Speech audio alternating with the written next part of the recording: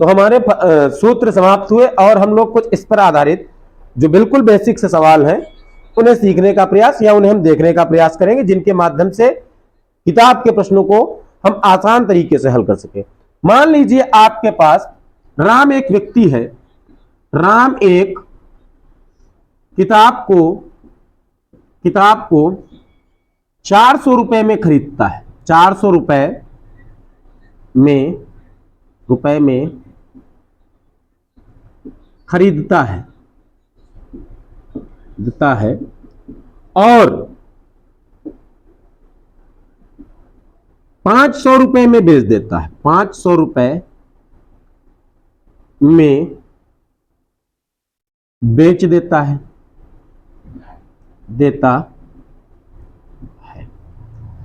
तो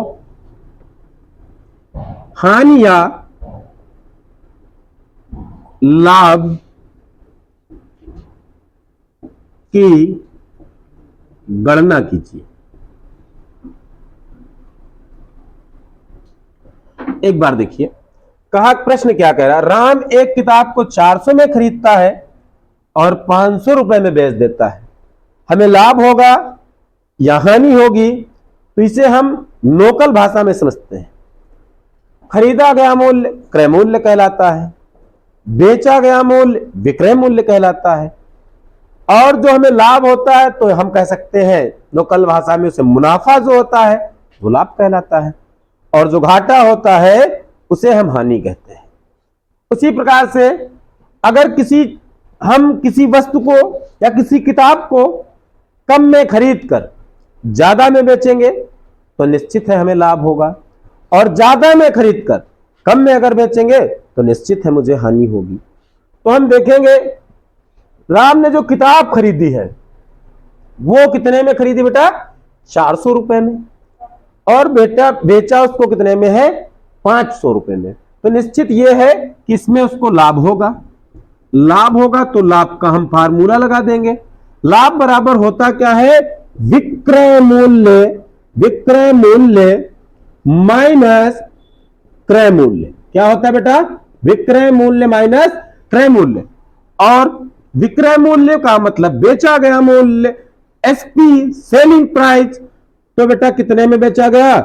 500 में बेचा गया, और खरीदा कितने में? 400 रुपए में खरीदा।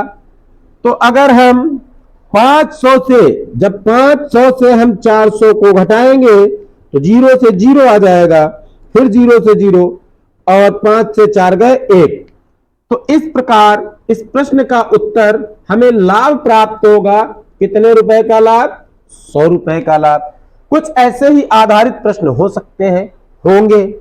और आगे की प्रश्न की हम बात करें, इसी प्रश्न के आधार पर एक प्रश्न और हम ले लेते हैं। जैसे आपसे कह दिया जाए अनिल ने एक पुस्तक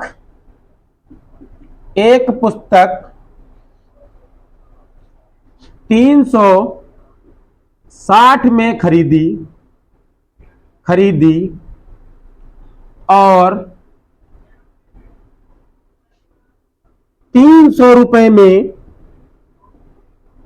बेच दिया तो हानि या लाभ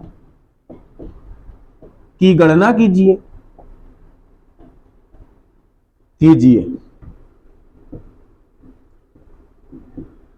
तो प्रश्न को हम फिर से एक बार पढ़ेंगे। अनिल ने एक पुस्तक 360 रुपए में खरीदी और 300 रुपए में बेच दी, तो हानि प्रतिशत का गणना करना है या हानि की गणना करना है। तो सीधी सी बात है कि कोई वस्तु है, उसको अगर हम ज्यादा में खरीद कर जब कम में बेचेंगे तो यह निश्चित है कि इसमें हमें नुकसान होगा, घाटा होगा, हानि होगी। तो सीधी सी बात है, ऐसे प्रश्नों को हम हानि का फार्मूला लगाकर हल कर लेंगे। हानि का फार्मूला जो होता क्या है? हानि बराबर क्या होता है? क्रय मूल्य माइनस विक्रय मूल्य।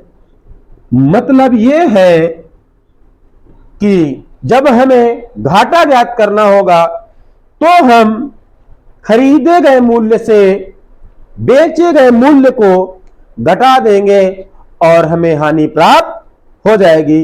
और आशा करता हूं आप लोग समझ पा रहे होंगे।